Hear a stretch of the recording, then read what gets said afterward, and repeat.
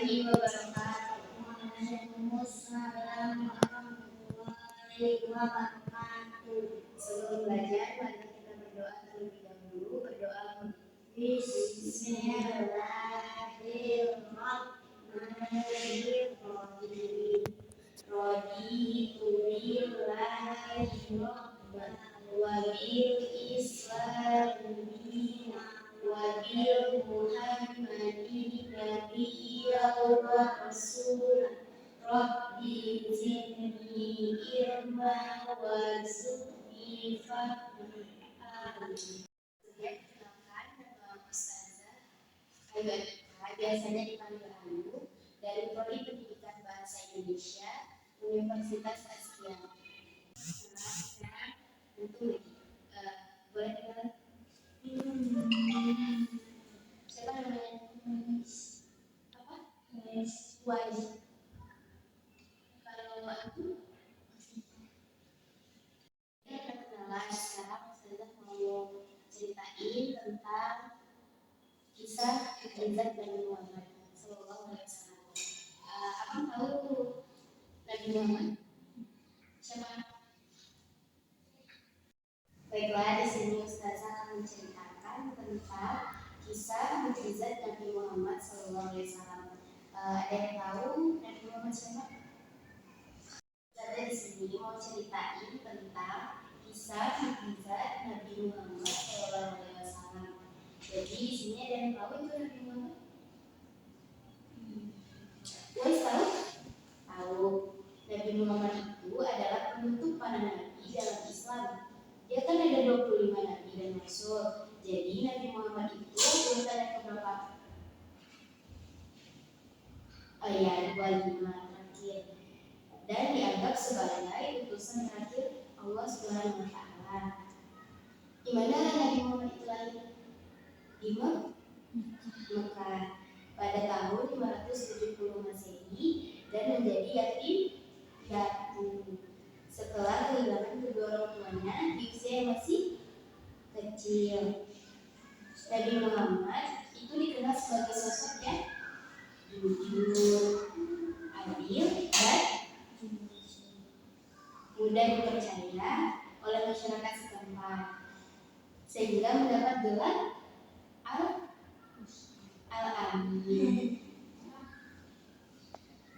Pada usia 40 tahun Nabi Muhammad menjadi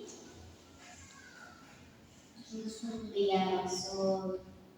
Wahyu pertamanya Nabi Muhammad melalui malaikat Jibril di Gua Hira. Wahyu tersebut membawa pesan tauhid, menyeru kepada penyembahan Allah semata dan menolak penyembahan berhala. Kita lanjut ya. Pada tahun 622 Masehi, Nabi Muhammad itu hijrah dari Madinah, suatu peristiwa yang menjadi titik awal pengenalan Islam. Di Madinah, beliau membangun masyarakat yang didasarkan pada solidaritas dan keadilan. Nabi Muhammad itu wafat pada tahun 632 Masehi, meninggalkan warisan ajaran dan keteladanan yang menjadi dasar panduan bagi umat Islam. Beliau dihormati sebagai teladan dalam kehidupan pribadi, keluarga, kepemimpinan, dan ajaran-ajaran beliau terdapat dalam kitab suci Al-Quran. Muhammad Sallallahu Alaihi Wasallam sebagai utusan Allah diberikan berbagai mukjizat yang menakjubkan untuk menentukan kenabiannya. Salah satu mukjizatnya apa? Mukjizat Nabi Muhammad yaitu membelah ya. Pada suatu malam ketika diserukan oleh orang Quraisy untuk memberikan tanda kebenaran kenabiannya, Nabi Muhammad SAW berdoa kepada Allah untuk membelah bulan. Sebagai jawaban doa tersebut, bulan terbelah menjadi dua bagian yang terpisah jauh. Mukjizat ini memukau dan menggugah keyakinan para penonton tentang risalah kenabian. Membagikan tanda-tanda tentang silsilah Nabi Muhammad. Siapa nama ayahnya Nabi Muhammad? Abdullah. Nama siapa? Abdul. Kalau nama ibunya siapa? Ali. Kalau nama pamannya? Kalau nama kakeknya? Kalau nama istrinya? Khadijah. Kalau nama anaknya? Fatimah. Coba ulang lagi. Siapa nama ayahnya? Abdullah. Kalau nama ibunya? Aminah. Kalau nama kakeknya? Kalau nama pamannya? Kalau nama istrinya? Khadijah. Kalau nama anaknya? Fatimah. Ini perjalanan hidup Nabi Muhammad SAW mukjizat terus mengiringi kenabian beliau. Pada saat tertentu dalam kondisi kelaparan, beliau dapat mengalirkan air susu dari jaringan, memberikan makanan dan minuman kepada orang-orang yang hadir.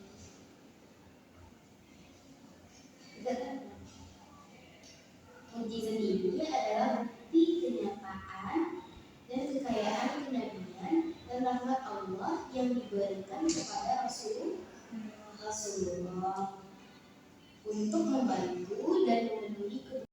Sini kita kedatangan bangunan baru. Perkenalan siapa namanya? Nadia. Kalau itu siapa namanya? Siapa namanya? Sofi. Kalau nama Ustazah Hana. Tadi kan Ustazah udah nyanyi tentang kisah mukjizat Nabi Muhammad SAW.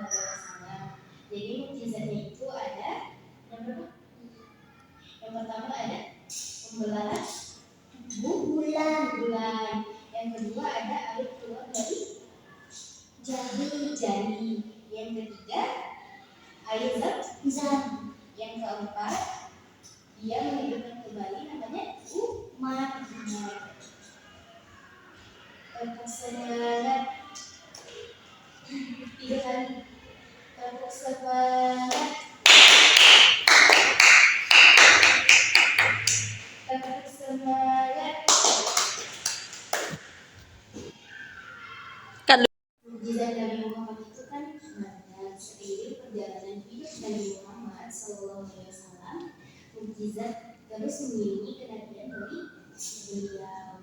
Pada saat tertentu dalam kondisi kelaparan, beliau dapat mengalirkan air susu dari jarinya, memberikan makanan dan minuman kepada orang-orang yang hadir.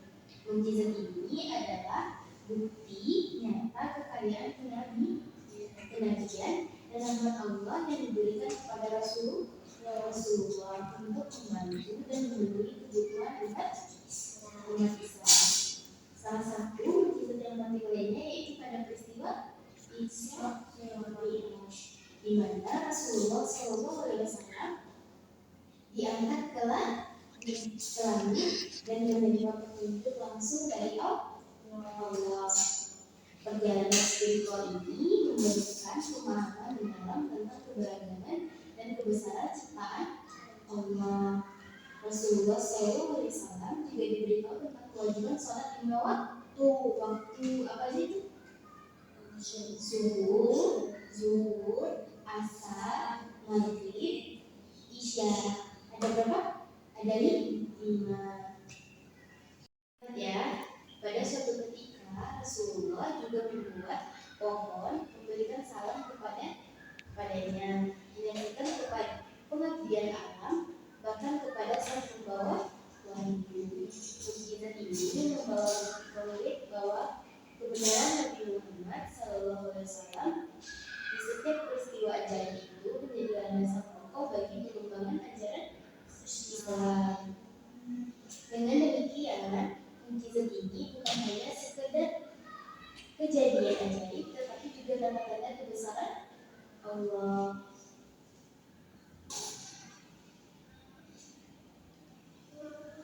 Dalam banyak kesempatan, Rasulullah juga juga dapat mengabulkan permohonan dan doa umatnya secara langsung. Saat air sumur tidak mencukupi selama ekspedisi, beliau meletakkan tangannya di dalam sumur dan air pun muncul dalam jumlah yang cukup untuk memenuhi kebutuhan manusia. Mukjizat ini menegaskan bahwa Rasulullah adalah utusan Allah. Mukjizat ini bersifat luar biasa dan melampaui batas-batas alamnya, memberikan bukti bahwa kenabian Nabi Muhammad itu kita hari ini tentang mukjizat Nabi Muhammad SAW. Semoga cerita ini bisa bermanfaat dan sampai jumpa di lain dan ditutup dengan doa kafaratul majlis. Subhanallah.